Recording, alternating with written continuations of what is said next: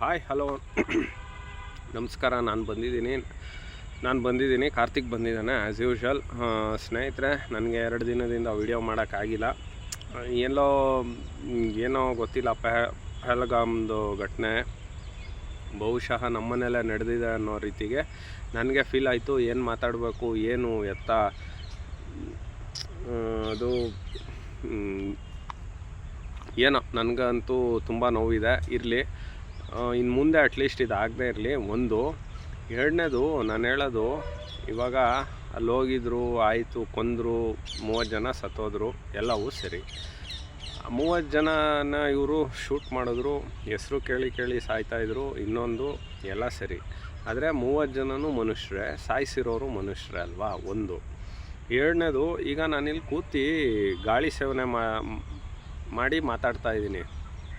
So ಇದೇ ಗಾಳಿನ ಒಬ್ಬ ಮುಸ್ಲಿಮು ಇದೇ ಗಾಳಿನ ಅವನು ಇನ್ಹೇಲ್ ಮಾಡೋದು, ನಾನು ಇನ್ಹೇಲ್ ಮಾಡೋದು, ಒಬ್ಬ ಟೆರ್ರಿಸ್ಟು ಇನ್ಹೇಲ್ ಮಾಡೋದು, ರೇಪಿಸ್ಟು ಇನ್ಹೇಲ್ ಮಾಡೋದು. ಸೊ ಅಂದರೆ ನಾನು ಹೇಳೋದೇನಪ್ಪ ಅಂದರೆ, ಒಂದು ಗಾಳಿ 16 ಜನ ಮಾಡಿದ್ರೂ ಅದು ಇನ್ಹೇಲ್ ಆಗುತ್ತೆ. ಸೊ ಇದಕ್ಕೆ ಗಾಳಿನೇ ನಮಗೆ ಭೇದ ಭಾವ ಮಾಡಲ್ಲ. ನೀನು ಹಿಂದೂನಾ, ನೀನು ಕ್ರಿಶ್ಚಿಯನ್ನ, ನೀನು ಮುಸ್ಲಿಮ, ನೀನು ಇನ್ನೊಬ್ಬನೋ ಮತ್ತೊಬ್ಬನೋ ಮಗದೊಬ್ಬನೋ ಗೊತ್ತಿಲ್ಲ.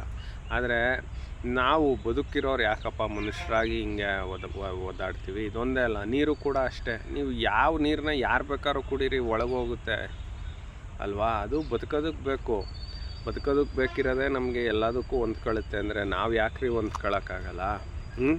ರಾಜಕಾರಣ ಅವೆಲ್ಲ ಬಿಟ್ಬಿಡಿ ಒಂದು ಕಡೆ, ಆಯಿತು. ಕುಲವೆಂದು ಒಡೆದಾಡಿವಿರ, ನಿನ್ನ ಕುಲ ಯಾವುದೆಂದು ಬಲ್ಲಿರ ಅಂತ ಯಾರು ನಮ್ಮ ಕನಕದಾಸರು ಹೇಳಿದ್ದಾರೆ.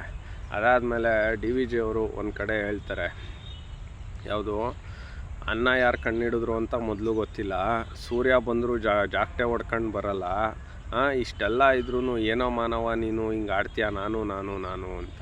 ನಾನು ಹೇಳೋದು, ಇವ್ರಿಗೇನು ಸಿಕ್ತು, ಆಯ್ತು, ಕೊಂದರು, ಎಲ್ಲ ಆಯಿತು, ಎಲ್ಲವೂ ಸರಿ. ವಿಶ್ವಮಾನವತೆ ಅರ್ಥ ಏನು? ಕುವೆಂಪು ಅವರು ಅದನ್ನೇ ಬರೆದಿರೋದು. ಎಲ್ಲ ಮತದ ಹೊಟ್ಟ ತೂರಿ, ಎಲ್ಲ ಧರ್ಮದಲ್ಲೇ ಮೀರಿ, ಓ ನನ್ನ ಚೇತನ ಆಗು ನೀಯ ನಿಕೇತನ ಅಂತ ಬರೆದಿದ್ದಾರೆ. ಯಾಕೆ ಬಡ್ಡಿ ಉಕ್ಕಿ ಅರ್ಥ ಆಗಲ್ವ ಬಡೆತವಕ್ಕೆ? ಅಪ್ಪ, ನಾನು ನಮ್ಮ ದೇಶದಲ್ಲಿರೋ ಹಿಂದೂಗಳಿಗೂ ಹೇಳೋದಷ್ಟೇ, ಮುಸ್ಲಿಮ್ಸ್ಗೆ ಹೇಳೋದು ಅಷ್ಟೇ, ಕ್ರಿಶ್ಚಿಯನ್ಸ್ಗೆ ಹೇಳೋದು ಅಷ್ಟೇ, ಎಲ್ಲ ಧರ್ಮದವ್ರಿಗೆ ಹೇಳೋದು ಅಷ್ಟೇ, ಬೌದ್ಧರು, ಜೈನರು, ಪಾರ್ಸಿಗಳು. ನನಗೆ ಕೇಳೋದು ಇಷ್ಟೇ ಕಣ್ರಪ್ಪ ಹೇಳೋದು, ಬಡೆತವ ದಯವಿಟ್ಟು ವಿಶ್ವಮಾನವತಾಗಿ ಬದುಕಿನ, ಇನ್ಕ್ಲೂಡಿಂಗ್ ನಾವೆಲ್ಲ ಹಂಗೆ ಬದುಕ್ತಾಯಿದ್ದೀವಿ. ನಾನು ಕೇಳ್ತಿರೋದು, ಆಯಿತಾ? ನಮ್ಮ ಯೋಗ್ಯತೆಗಳಿಗೆ ನಾವು ಹಿಂಗೆ ಹೊಡೆದಾಡ್ಕೊಂಡು ಸಾಯ್ತಿದ್ದೀವಲ್ಲ. ಅಟ್ಲೀಸ್ಟು ಈಗಲಾದ್ರೂ ಎಲೆಕ್ಷನ್ ಬರುತ್ತೆ, ನಮ್ಮವ್ನು ಗೆಲ್ತಾನೆ, ಸೋಲ್ತಾನೆ, ಇನ್ನೊಬ್ಬ ಯಾರೋ ಅಧಿಕಾರ ಮಾಡ್ತಾನೆ, ಮಾಡಲ್ವೋ, ಅಥವಾ ನಮ್ಗೆ ಅಧಿಕಾರ ಸಿಗಲ್ವೋ, ನಾವು ಸೋತು ಒಂದೇ ಕಡೆನೇ ಇರ್ತೀವೋ, ಇನ್ನೊಂದೋ ಮಗದೊಂದೋ, ಅಟ್ಲೀಸ್ಟು ದೇಶ ಬಂದಾಗ ಒಂದಾಗ್ರಯ್ಯ. ನಿಮ್ಮ ಕೈ ಜೋಡಿಸಿ ಮನವಿ ಮಾಡಿ ಕೇಳ್ತೀನಿ. ಅಪ್ಪ ಕಾಂಗ್ರೆಸ್ ಪಕ್ಷದವರೇ, ಅಪ್ಪ BJP ಅವರೇ, ಅಪ್ಪ ನಮ್ಮವರೇ, ಅಪ್ಪ BSP, ಅಪ್ಪ ಮುಸಲ್ಮಾನರೇ, ಅಪ್ಪ ಹಿಂದೂಗಳೇ, ನಿಮ್ಮ ಕೈ ಜೋಡಿಸಿ ಮನವಿ ಮಾಡಿ ಕೇಳ್ತೀನಿ. ಆ ಹುಡುಗನ ಮುಂದೆ ಅವ್ರ ಅಪ್ಪ ಸತ್ತೋದ್ರಲ್ಲ, ಭರತ್ ಶೆಟ್ರು ಸತ್ತೋದ್ರಲ್ಲ, ಭರತ್ ಅವ್ರು ನನಗೆ ಗೊತ್ತಿಲ್ಲ ಯಾರು. ನನಗೆ ಇವು ಇಂಥವು ಅಂದರೆ ನನಗೆ ಏನೋ ಒಂಥರ ಕಷ್ಟಪಟ್ಟು ಎಲ್ಲ ನೋಡಿ ಆಮೇಲೆ ಪಹಲ್ಗಾಮ್ ಬಗ್ಗೆ ನಾನು ಮಾತಾಡ್ತಿರೋದು. ನಿಮ್ಮ ಕೈ ಜೋಡಿಸಿ ಮನವಿ ಮಾಡಿ ಕೇಳ್ಕೊಳ್ತೀನಿ.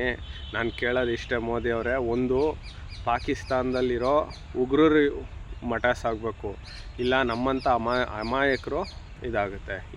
ಮೊನ್ನೆ ಪುಲ್ವಾಮಾದಲ್ಲಾಯಿತು, ನೆನ್ನೆ ಕಣ್ಮುಂದೆ ಪಹಲ್ಗಾಮಲ್ಲಾಗಿದೆ, ನಾಳೆ ಮೈಸೂರಲ್ಲಾಗ್ಬೋದು, ನಾಳಿದ್ದು ನಮ್ಮ ಸ್ವಂತ ಊರು ಶ್ರವಣಬೆಳಗೊಳ ನಾಗೇನಕೊಪ್ಪಲಲ್ಲಿ ಆಗ್ಬೋದು. ದಯವಿಟ್ಟು ನಿಮ್ಮ ಕೈ ಜೋಡಿಸಿ ಮನವಿ ಮಾಡಿ ಕೇಳ್ತೀನಿ.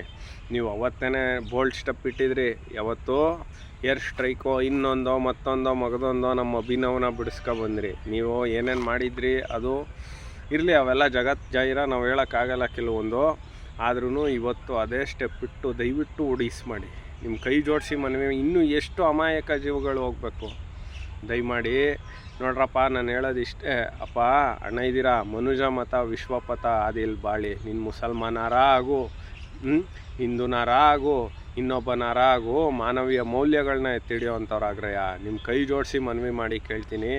ಅಟ್ಲೀಸ್ಟ್ ಇಂಥ ಟೈಮಲ್ಲಿ ದೇಶ ಅನ್ನೋದು ಬಂದಾಗ ಅಲ್ಲಿ ಹೇಳಿದ್ರು, ಅಲ್ಲಿ ನಾನು ಹೇಳೋದು, ಮುಸಲ್ಮಾನರೆಲ್ಲರೂ ಕೆಟ್ಟವರು, ಹಿಂದೂಗಳೆಲ್ಲ ಭಾಳ ಒಳ್ಳೆಯವರು, ಬೌದ್ಧರು ಭಾಳ ಬುದ್ಧನಂತವ್ರು ಅಂತ ನಾನು ಹೇಳಲ್ಲ. ಆ ಎಮ್ಮ ಪಲ್ಲವಿ ಅವ್ರು ಹೇಳಿದ್ರು, ಏನಂತ ಹೇಳಿದ್ರು, ನಾನು ನನ್ನ ಮಗ ಹಿಂಗಿದ್ದೀವಿ.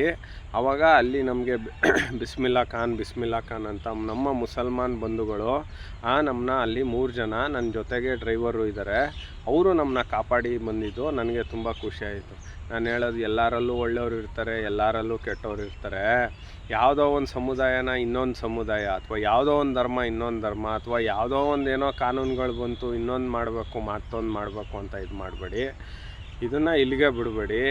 ನಾವು ಪ್ರಧಾನಮಂತ್ರಿಗಳಿಗೆ ನಾನು ಕೇಳೋದು ಇಷ್ಟೇ, ನಮ್ಮ ಗಟ್ಸ್ನ ತೋರಿಸಿ, ನಮ್ಮ ಗಂಡಸ್ತನನ ತೋರಿಸಿ, ದಯಮಾಡಿ ನಿಮ್ಮ ಕೈ ಜೋಡಿಸಿ ಮನವಿ ಮಾಡ್ತೀನಿ. ಅಪ್ಪ ರಾಹುಲ, ಎಲ್ಲಿದೆಯೋ ಅಣ್ಣ, ಎಲ್ಲಿ ಹೋಗಿ ಎಲ್ಲಿ ಕಾಣೆ ಆಗಿದೆಯಾ? ಬಾರೆಯ ವಿರೋಧ ಪಕ್ಷದ ನಾಯಕ ಅಂತೀಯ ನಿನ್ನ ಯೋಗ್ಯತೆಗೆ. ಅಪ್ಪ ಅಖಿಲೇಶು, ಅದು ಏನು ಹೇಳ್ತೀಯೋ, ಏನು ಮಾಡ್ತೀಯೋ ಏನೋ ನಮಗಂತೂ ಗೊತ್ತಿಲ್ಲ.